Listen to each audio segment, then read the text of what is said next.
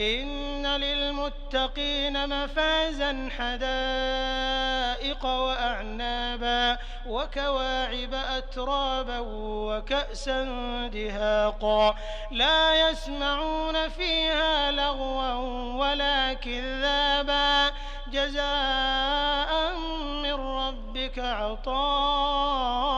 حسابا